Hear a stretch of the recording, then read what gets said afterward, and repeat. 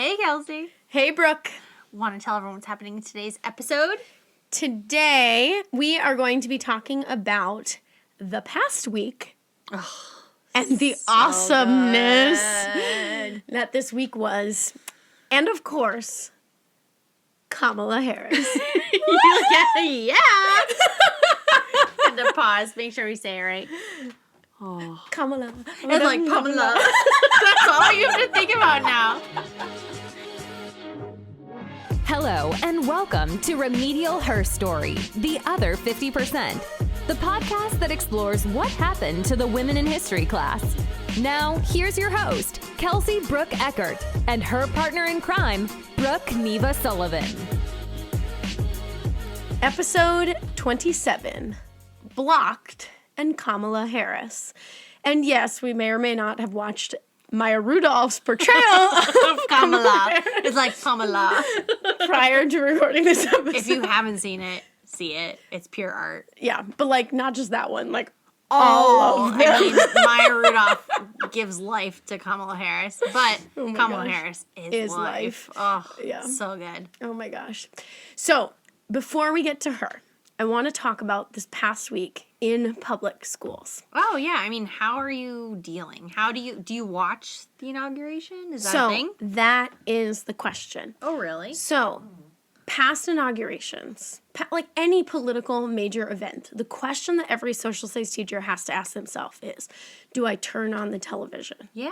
Right? Or in my case, do I stream, C-SPAN or CBS or whatever? What's your go-to station if you get a chance to So it was interesting. My colleague and I were streaming different things in our rooms. Okay. He was streaming C-SPAN because he didn't want the commentary.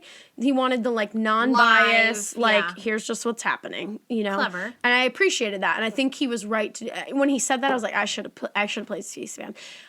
Sometimes, but C-SPAN doesn't give you everything. Yeah. And you miss a lot because they don't have multiple cameras. Right. And sometimes they don't tell you who people are, Right. You're kind of out there guessing. Yeah. You're kind of making up your own mind about the day, which doesn't always help you. So I use CBS, not because I'm partial to CBS at all, but because they have free live stream of news forever. CNN and others eventually make you pay. Well, so this week I was in a Zoom call with some other social studies teachers around the state. Yeah. And Franklin High School was not allowed to What? show the inauguration. So called out Franklin High School. Social studies teachers in that school were given a directive from the top that you are not allowed to talk about this. From who? Miles away from their principal, and they are told they're not allowed to talk about it in their classrooms. What? So just a few miles away down the road where I teach, my principal in the morning of the inauguration. Is that a thing? Are schools really allowed to directive? They are allowed to ban stuff. Plymouth High School here in town banned the talking about the debates this past fall. The principal in a staff meeting said, the debates are happening tonight. You are not allowed to talk about them tomorrow in your school. I'm sorry, but that is social studies. My principal in my... but that's also oh my gosh, that's not... you have no law saying that that's what you should be doing. Well, this is historical things are happening. They are allowed to limit our free speech in schools. How? How's that? There's a million case trials, and that's why teachers have tenure to protect their speech in Thankfully, schools you guys to are some unionized. extent. Yeah. Yeah. But when it comes to these things, the question that I always ask is, if we are not teaching them how to talk about difficult subjects, where are they going to learn? Who is teaching them how to talk about difficult subjects? Because you're not sitting there saying one side or the other. I imagine you're pretty unbiased when you're trying to give your deliverance of the what's happening. Yeah. Like many history teachers. I grew up with history teachers that would never tell you their political side. And I think that it maybe is a good sign of a history teacher, but it kept it really fair. It was very fair practice in a classroom where anyone with any opinion was allowed to give it. Mm-hmm. I also want my kids to be educated on the whole political spectrum. And so I do think that my students are armed to figure out my political leanings. I'm sure that they could deep into it. Because I want them to know, like, I want them to know data on political science. I want them to know that women more than men vote Democrat. Yep. Right? So they could just, off the bat... women more than men have voted in most elections. Right. It's like, that's a thing. New Englanders tend to vote Democrat more than other people. Yep. So my students could just take the raw data and figure it out. But the last 4 years as social studies teachers has been very trying. Oh, because of the incumbent president.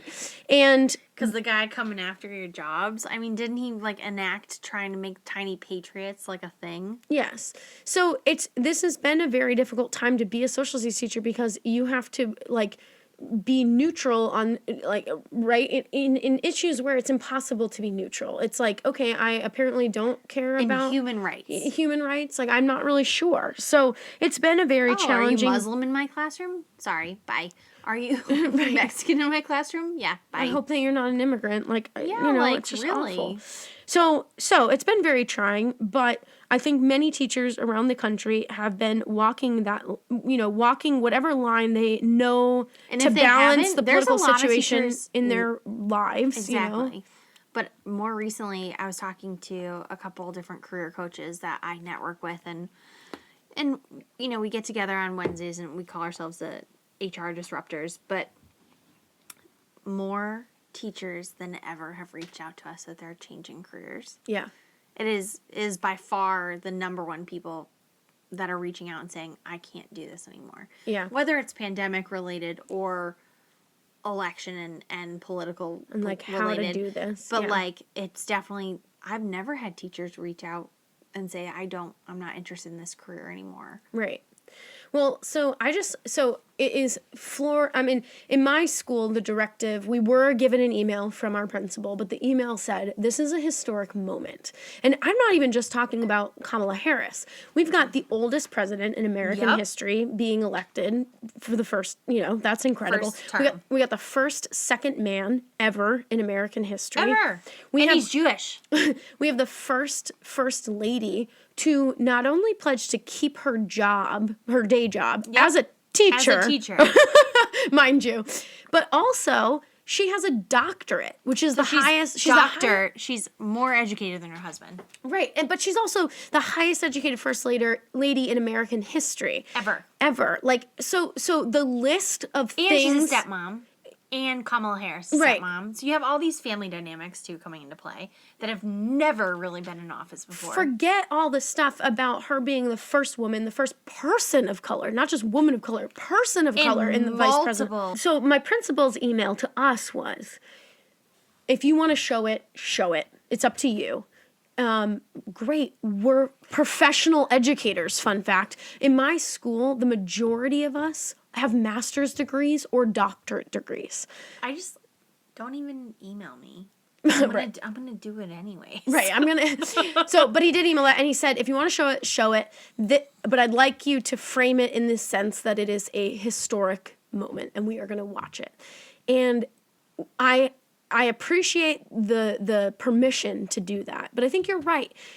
We should be allowed discretion about framing this to fit our curriculum, right? To fit our curriculum. But this is also this is history. And in social studies, we are going to watch it and talk about it. And, Which you should. It's a presidential election. It's inauguration day. Yeah. We should all have, we should have the day off from school and work so that we can participate in a national event. Same with election day. Everyone should have the day off. These are my feelings about things. But thank you for your feelings. I'm here for both of them. And, very nice of your principal to even make a comment, but also unnecessary. I feel for those schools that are not allowed to talk about it. So I was curious when I heard doing? When my colleague from Franklin told me that had happened. I said, first of all, what? Yeah, And then second of all, I wonder how widespread that is. So this is not a scientific poll by any means, but I polled our Instagram followers. Oh, yeah. I saw the note. Yeah. So 80-20. So 80% of our followers or of the people that responded from our followers were allowed to show it, and 20%, so a vast minority, were not allowed to show it. But here are some of so Franklin High School, that's that story. This is what one person said, Stephanie. She said, we also immediately got a district-wide message from the superintendent. Whoa. Okay, telling us not to wear anything political to work, express any political views, opinions, or discuss politics with our students. And she goes, I'm a civics teacher, so guiding students' political discussions is kind of my thing. And I was just like, I know. What? But it drives me nuts because it's like, I went to 6 years of college education. If you think I'm not qualified to have a discussion thoughtfully with my students around politics, then what the fuck am I doing in my job? Right, like fire me. Like if you I'm obviously not doing my job. Right, like if you don't think I can do this, why am I here? If you trust me to teach the Emancipation Proclamation, but not the 2021 inauguration, it's interesting in the fact that like in a private sector, in corporations, there's not a directive from the top by any means from people saying like don't talk about politics. But there definitely is a message that's being sent from a lot of public organizations that are basically like, politics do not have a space in our workplace. And if you decide to bring politics into the workspace, there are repercussions. Yeah. And so, like, that's a very interesting thing that we've been dealing with, not in my own organization, but in many others that I've heard from. And it's been really interesting how people are dealing with it, because you'll have, manufacturing companies that are pro whatever, and then you'll have, tech firms that are pro this. And there's two sides to every coin. There's going to be people that sit on every side of the fence. And how do you operate a business with people that disagree significantly? This is probably the largest divide, I would imagine, in politics. At least the most outspoken. Yeah. I mean, I don't know if I guess I haven't lived long enough to understand that, but like in my lifetime, this is the most divided I've ever seen people. Yeah. And I can imagine that creates a lot of dynamics in the workforce. It is definitely very divided, and it's definitely the most divided it's ever been in our lifetime. But there are definitely times in American history when we have been more divided. Okay. And, but we are, if things continue on the trend that they are going, like it's scary. Yeah, it's scary. But a lot of people that I reached out to who said that they were not allowed to show it, when I pressed a little bit, so I had qualitative conversations with people in addition to the poll, and multiple people mentioned fear of repercussions, which is what you're talking about. And they were basically like, I have had many situations in my district where I didn't broached a subject that wasn't and popular. the administration did not have my back, and I just have given up bringing up controversial things. And then on the other side of it was multiple people said, I just live in a really conservative area, and I thought that I would get flack if I showed it. And I live in a really conservative area. I teach in a really conservative school. And you know what? I showed when Trump was inaugurated. And I showed, it shouldn't matter who's being inaugurated. This is a major national moment. And it doesn't need to derail your day. And like many of my classes weren't even happening at the time. It's showing history. Yeah, it's like this is happening right now. And especially, and more than Trump, especially this one. I mean, Melania Trump being the first immigrant woman. First lady. Was a big deal. That's a huge deal. But this one is more because of all the other historic things that I mentioned. So it broke my heart that was a reality in schools where kids were going through their day like nothing major was going on. Meanwhile, people across the country are bawling their eyes out while this girl's reading poetry. Me and Amanda Gorman, thank you so much. But this is not just, this helps to illustrate the problem, which is that social studies is under attack. everywhere. And it is criticized because of the connection to politics. But I don't know how much longer you can be an educator and not talk about politics. I just don't get it. I don't know how. And same with economics. I have a real hard time that we don't talk about more economics in school. Yeah. Kids graduate high school never knowing how to open a bank account. That's a real problem. Right. The fact that, like, the first time I see a mortgage statement in my lifetime is when I'm actually filling one out. Yeah. We should know about these things. That's a huge piece of your lifetime. I know. And I don't mean to, like, every subject feels like they don't get due diligence, but there are study after study after study that shows that our subject gets the least diligence.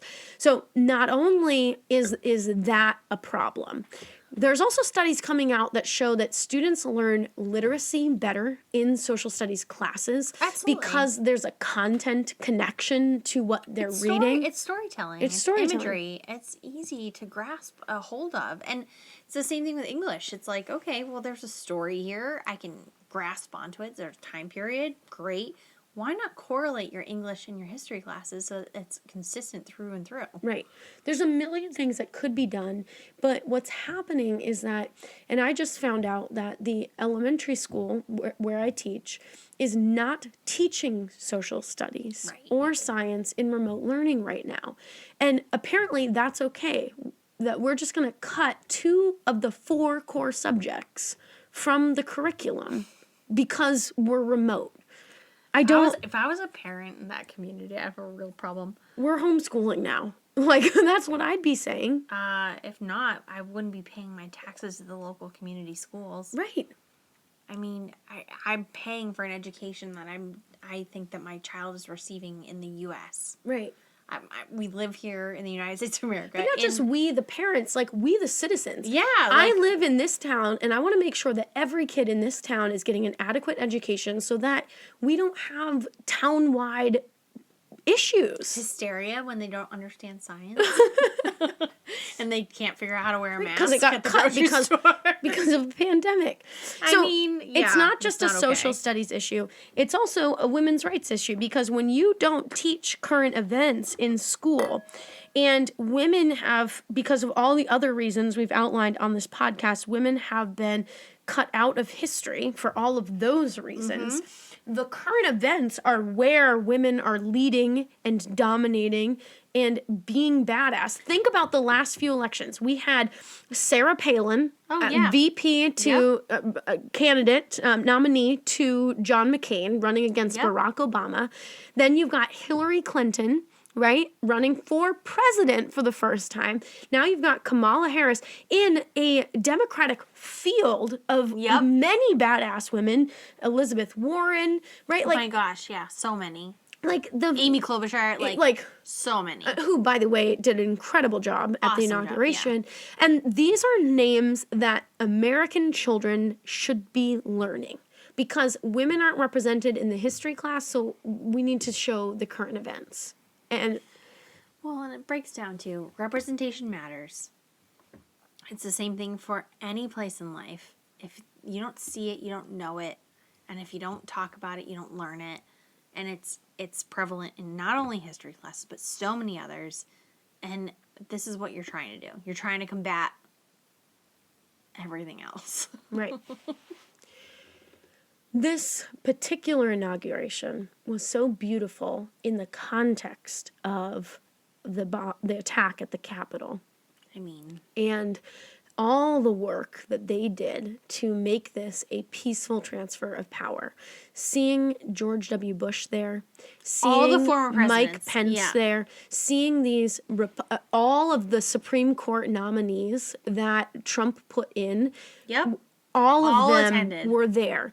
And that is so important for Americans to see, for our students to understand that it's going to be okay, that our democracy is going to go on. It literally was the deep breath that I think we all needed, watching that ceremony, watching those speeches, watching the transfer. Watching a conservative Supreme Court justice, oh my gosh, Chief Justice, swear in Biden, and he thinks it's okay. Like, he's not swearing him in. I'm sorry, but Mike Pence showing up. Mike Pence. I mean, let's just talk about him for. We don't agree with most of his politics. No. Most of them are against Women. female rights. So I'm not for Mike Pence, but you do your job. You're hired by the people you serve. Yeah. And the people that chose to put you in office are still believing in you, and you showed up. Yeah. It was funny, my students were asking me, when was the last time a president hasn't attended It's happened. the inauguration? And literally, Andrew Johnson. Oh my God. Like, that's how far back this goes. Like, is there precedent? Wait, what year is Andrew Johnson? So he is Lincoln's VP. Yeah. So he was the first president to be impeached in American history. Yep. And he was a little bitter. He was Rightfully so. They picked him to be Lincoln's running mate because he was a little bit more conservative and less radical than Lincoln was. And so... they basically set him up for failure. Yeah, the radical Republicans from New England basically, like, ripped him a new one when he became president, tried to impeach him. They impeached him in the House, not the Senate, that kind of thing. And so he didn't attend. But I think that there has been in the last 4 years this feeling of instability in our democracy. Absolutely. And polls are showing that people are not convinced that democracy is always the solution. Yep. And rather, that's not a majority opinion, but that is a growing opinion, growing minority opinion. And I think that it was really important to watch Wednesday's events. And I would agree. And you're missing out on a major national event that millions of people and you're denying, worked really hard to make happen. And you're denying women's history in the classroom. Absolutely. Right. Kamala. It's like Pamela. Yeah. So let's take a short break, and we'll be right back. Okay. For lesson plan ideas and how to teach women's history, go to our website, www.remedialherstory.com. You can also follow us on Instagram or Facebook. If you think what we're doing is needed, please consider joining our Patreon community. Through Patreon, you can sponsor a podcast with a small donation. Patrons get access to behind-the-scenes information, gear, and bonus episodes. Patreon allows you, the listener, to ensure that the shows you love continue. This episode is sponsored by our patrons, Kent and Jamie Heckel from Ohio, Leah Tanger from Connecticut, Sarah Reardon from New Hampshire, Barbara Tisler from New York, Mark Breyer from wherever his van has wandered, Jeffrey Ecker and Brooke Neva Sullivan from right here next to me. Thank you so much for your contributions to this podcast. You make it possible.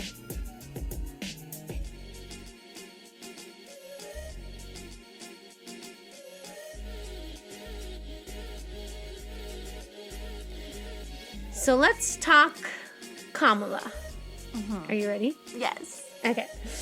So, who is Kamala Harris? Why do we like her? Is she amazing? How do we fit her in the classroom? So she is amazing and she is historic, but she is controversial. And there's a lot of things that are worth looking into about her because as amazing as this historic first is, she's not... she's not the Democrat that everyone thinks she is. Yeah. So, let's go way back. So she is the first person of color that was elected to the district attorney's office in San Francisco. And she's born in California, correct? Yes. Okay. Yeah. Her parents are both immigrants. One was from Jamaica, one was from India, and they met during the Civil Rights Movement. And what's really cool they did get divorced, but what's really interesting about their story is just the context of her life, that she is going to protests with her parents in Berkeley, California, my gosh, where it's happening, of protests. Yeah. So just her life story is so cool in that sense. And it also helps connect. I mean, we just had Martin Luther King Day. It helps connect these ideas that that is the context he is the time that she is growing up in. This is not a distant past. I think many of us can envision what Berkeley, California was like in 60s and 70s of just the sit-ins and the people and the radicals. And it basically was epicenter of some really big college movements. campuses around the country. I mean, are the epicenter because you have these ideals clashing. You have these kids who are thinking intellectually, thinking critically. Well, they're also being asked to fight in a war that they don't know about. Yeah, that the government cannot explain to them. Yep. And so yeah, I mean it's incredible this time that she is growing up in, and she experienced racism firsthand. There was a little white girl who told her that she wasn't allowed to play with her because she was black. And so... Can you imagine what that feels like? I can't even imagine. Like, aren't we friends? Oh, yeah, we can be friends, but you're black. Yeah. I was, like, treated meanly in elementary school. You'll never know what it's there's like. There's nothing that can compare to it being an immutable characteristic, you know? I feel like I can't change the color of my skin. Nope. It's not part of my character. Yeah. Yeah. It's brutal. So, so she becomes the first person of color elected to the district attorney's office in San Francisco. And in California at the time, there was the controversial 3 strikes law. Are you familiar with that law? So I watched the 13th Amendment. Yeah. And talks a lot about this. I didn't realize how discriminatory it was until I saw that. Yeah. Yeah, and that documentary is very worth watching because it definitely exposes you to a lot of things. There are some good criticisms of it that are also worth exploring. Yeah. But the 3 strikes rule basically in California mandated that if somebody commits 3 felonies, the 3rd conviction is a life sentence in prison, which is too aggressive. Was for very a lot of people. Very aggressive, and you have to keep... So I think we all could agree, somebody who's committing felonies, that's not great, but you have to remember what kinds of laws are defined as felonies, and what type... And so a lot of drug cases are... And who's in power, mostly white people. Yep. Who is affected by drugs in their community, mostly black people or people of color. It's a real problem. Right. And it's not okay. And so this is a controversial... not a good time. Yeah. So this is a really controversial law, which she was not responsible for the law. So she, as assistant district attorney, encouraged the police to not arrest people unless it was violent, so that they wouldn't get a felony charge. They wouldn't get these felony charges. To try to mediate this controversial law. Yeah. Because it was such a blatant civil rights issue. She negotiated that when she became district attorney, she negotiated that those people would receive instead a high school diploma and a job instead of incarceration. So she tried to make this more of a growth thing. So I think that that's a really great piece of how she tried to operate within the bounds of her job and the law, but try to do the right thing for these people. Unfortunately for her, when she was district attorney, a police officer was shot. He went into a building and was shot dead by, in a routine check.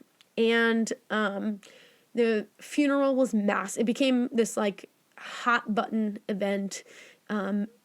People, tons of people are attending this funeral because here's a cop being shot by one of these felons that should have been maybe incarcerated. And she was called out directly by Senator Dianne Feinstein of California, who basically was the district attorney needs to step up her game. And what people wanted was they wanted that guy to get the death penalty. And Kamala Harris was anti-death penalty.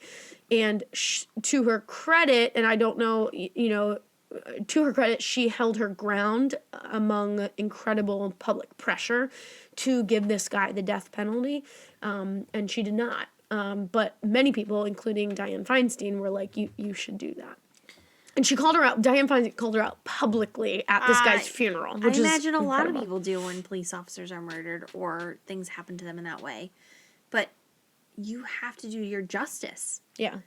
You have to be impartial. You have to look at the evidence. You have to determine what is best. And also systems, you know. Yeah, like, you and have to what remember systems. Like, why is this guy shooting a cop? What's his story? You know, what's his story? And also, why is that cop in that circumstance in the first place? What's a routine checkup on a building? It's all the things. It's like you have to look at every angle, and it's awful that a life was lost. Let's not put that down. But it's also you have a lot of angles to look at. Yeah, that's your job. Yeah, you're justice. You're not jury. Yeah. So she also passed a law that criminalized, this was a really big one and had a little different than the 3 strikes rule. There was a truancy issue. And this is an issue that I see, I mean, oftentimes if you did a correlation in student grades and attendance, they're the same. You know, it's a very close correlation.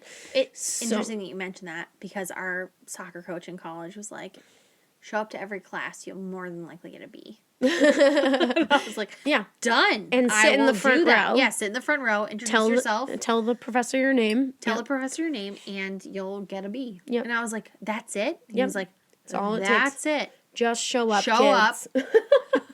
Show up, show your face, participate in class, you'll get a B. And I was like, done and done. That sounds good. To try to address this issue, she tried to tackle it through the law because you're not allowed to miss school. Like the school outlines some sort of attendance policy, and if you adhere to that, you have to adhere to it. It's the law of the land, right? It's not just like a school; like it's the law. And my husband, in his job, you know, he literally has had to go into kids' houses and be like, "You must come to school today." And like he was telling me this one story about a kid who was hiding in his closet from him, and Jeff had to go in and pull the kid out of a closet and take him to school. No. Yeah. Like, so truancy is a serious issue. It impacts, the hardest hit families, usually with like, poverty is a factor. Oh, sure. All those sorts of things. So how do you deal with truancy? I mean, this is a question that educators ask themselves all the time. I imagine. And because it's like, I have great kids in my class. If they would show up, they would pass. But like, they don't show up, so I don't know what to tell them, you know? You're missing 17 assignments because, you missed 17 days of school, you know? Like, Shocker. So Kamala Harris passed a law that tried to criminalize parents for child truancy. Ooh. So risky. If your kids don't show up to school, you are now a criminal. I mean, okay.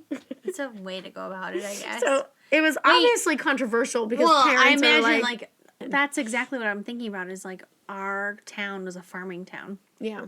Kids worked on the farm in the morning before school. I milked cows I know you told me on a that. couple That's of incredible. farms before school. So for me, I'm thinking about I used to race from the farm to get to school for the first bell at 7:15. Yeah. And if I didn't make it, I would be listed as a tardy. And it was like, actually, I was working from 5 a.m. till now. Right. And I just got here. Right. And a lot of kids would be that way. And so Right. it's like, you don't know someone's family circumstance when... And I worked as a choice. There's a lot of kids that didn't. Yeah. Well, and I think that's a really tricky line to walk because work, in high school, work is a really big thing that pulls kids away from academic obligations. And I come from a upper middle class background, and so for me, that is not what these 4 years are for. Yeah, your job is school. Your job is school. Your job is, these things. But also, I frame it as like a civil rights issue because these are the only 4 years where school will be free for you. So good point. People need to take advantage of it because teenagers don't make a lot of money when they work. No. And so when parents say that their kid has to work for stuff, that is really challenging for me to understand. It's like, okay, like I literally broke it down with a student who was like, I have to work my job. And so I asked her, I was like, okay, how much money do you make at this job? She was like, well, I work 2 hours a day after school and I make like, I forget what she made at the time, like $8 an hour, maybe. And so I like added up. I was like, okay, so over the course of this semester, this is how much money you are going to make. Yeah. If you get an A in my class, it will qualify you for this scholarship at the school that you want to go for. Like the difference in how much money she was going to make this semester versus the college that she wanted to go to. But that's like short term versus short term, long term. Yeah, and that's really hard for kids in poverty. It's really hard for families I'm not joking, in poverty. It was like $20,000 difference. And I was just like, oh my God. Someone makes the analogy all the time. It's like you give someone in poverty $20 or you give someone who isn't in poverty $20. I guarantee you the $20 are gonna be gone with someone in poverty because they don't have the luxury of savings. Correct. Or thinking long term. It's very day to day, and it is really hard for parents to make the minimum, is I'm not talking about money. I'm talking about giving kids the minimum. Right. Safety, security. Yeah. Food. Yep. We have a real hard time in our local communities doing that. Getting those basics. Yeah. And kids oftentimes mediate the gap with their pay. Which is what their parents did when they were teenagers. And it's a generational thing. Right. Right. And so the challenge, though, as a parent is understanding the short-term getting through, and your child still has, after they leave here and leave your house, they still have 80 years to live. Oh, sure. So how... That's just not the view they have. That's not the lens they look through. Yeah. Which but is it's really crazy hard. because like these small things are the financial setup to the rest of their life. Absolutely. You're getting the foundation of how they're going to be successful forever. Yeah. So bringing it back to Kamala Harris, criminalizing parents for this doesn't make sense because obviously these parents are already dealing with a lot of things. And this is something that that stance is something that she has since apologized for. Which is interesting. I do appreciate when politicians can recognize failures and move forward. I know. I think Biden came up with a couple that he was like, I was wrong at the time. So let's flash forward to now. So she became senator for California, and had a very fiery few years as senator. So she's senator of California. She gives up that position she holds that position while she's campaigning for president. So she actually ran against Biden. And she calls Biden out in the debates on his opposition to busing laws in the past. So some they were going through his record. And what's really hard when you've been a politician for a long time. For 80 years. 40, half that, but yeah, it's still a long time. So you have a very long record. And so there's this really powerful debate early on where she basically calls him out and she tells the story of herself being on a bus. Yes. And it was so incredible. So she runs against him. Her campaign kind of falls flat. Political scientists sort of look at in the Democratic Party, you've got this spectrum of, moderate to very liberal progressives, and Biden was pretty flat at the beginning. Yeah, he basically New Hampshire, Iowa, like he was not doing. He should have dropped out. Yeah, he stuck in it. Yeah. Got North Carolina, Atlanta. Like he went in for the southern states that held him tight. Yeah. That didn't hold Kamala and Pete Buttigieg, who was like who did Mayor great Pete was like in the early contest. Exactly, but like Mayor Pete did really well in New Hampshire, did really well in Iowa, and then like came through, and it's just like it's surprising the change and the swift change. Yeah, when they were like, you're not our pick, Kamala and Pete. Yeah. And Amy Klobuchar at that time, too. Yeah. And, Yang. Well, who was senator from Massachusetts? Oh, Elizabeth Warren. She was still in it at that point. And they were like, yeah, we're going with Biden. Right. Well, what's hard, so for her presidential campaign, she's, you've got the Bernies and the Elizabeth Warrens on the pretty progressive side. Right. And then you've got the Amy Klobuchars sort of moderate in the middle with Kamala Harris. And she tries to walk the line between progressive and moderate, and she ends up kind of not appealing to either one. Yeah. And I think, Biden was trying really hard to pull in that progressive wing, but it's hard. There were a lot of really big names like Bernie and Elizabeth Warren who were riding the progressive wave. You can't compete in that lane, so you got to find your own. And then he made the statement, I will choose a person of color as my running mate. And to Amy Klobuchar's credit, because Amy Klobuchar stepped down. She said that it should be a woman of color, and she pushed him in that direction, which I thought was incredible. And that's why she was at the inauguration too. Yeah, leading it. Yeah, I mean, she's incredible. She's when you watch Amy Klobuchar's speeches and what her rhetoric is and all the things that she does, it's like, damn, girl. Yeah. It should be you and Kamala. It should have been you and Kamala, going forward, being the women in power. But we're in America, and we have to play to the game that we're playing. Yeah. And so Biden goes. Yeah, and Biden has run for president many times. He is a deserving candidate, lots of experience.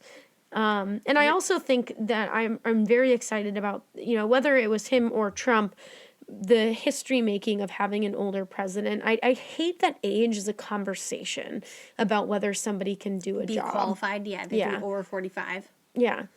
I mean, I do love that Mayor Pete is on the cabinet. It's making me very excited about the future for him. The diverse cabinet is history making because it is first trans, first openly gay, first there's a lot of gender diversity in the cabinet, so it is the most gender diverse cabinet in American history. Mm-hmm. It is not the most racially diverse cabinet in American history, but there are more Latino and indigenous people in the cabinet than ever in American history. I wonder if there's more openly gay.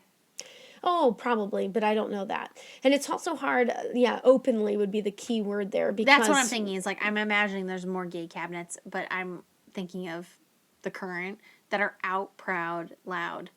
Yeah. And they're in the cabinet. Yeah. Which is really impressive. And the indigenous. I am really excited about this cabinet. Me too.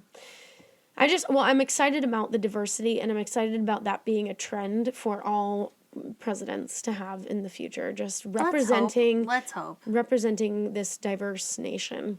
It should represent all Americans, just have voices from every corner of the US. We're a huge country. Yeah, we have tons of diversity. Yeah just bring it all together. I don't want to see just one voice. I want to see everyone's voice. Yeah. So for the lesson plan that I've put up this week, it is a framework for analyzing the inaugural poet who read. Amanda Gorman! Yes, and it's just such a special thing. And we have a lot of English teachers that follow us as well. Mm-hmm. And so I think this is an opportunity for them to bring a little something into their class. Well, and if any parents listen... she has an incredible PBS episode about racial diversity and how to talk to your kids, and Amanda Gorman leads it, and it's really, really awesome. That's awesome. She also has a TED Talk, which we have up on our website, which you can check out. And this is, we have not seen the end of Kamala Harris, and I'm sure we'll have a lesson plan focused on her time as vice president soon. I'm excited to talk in the coming week about another vice presidential candidate that was considered before the woman of color rule was thrown out there. And that is the senator from New Hampshire, Maggie Hassan, who will be coming on our podcast next week. I'm so excited. So, big doings. We're excited to talk with Senator Maggie Hassan from New Hampshire about all the historic women's history that we are witnessing. But Maggie Hassan herself is a history-making woman, and we're excited to talk about her. Absolutely. So, yay. See you next week. I'm Brooke Sullivan. I'm Kelsey Eckert. Bye. Thanks so much for listening to Remedial Herstory, the other 50%. Please subscribe, rate, and review wherever you listen to your podcasts to bring more voices to the conversation. We really appreciate that effort. Until next time.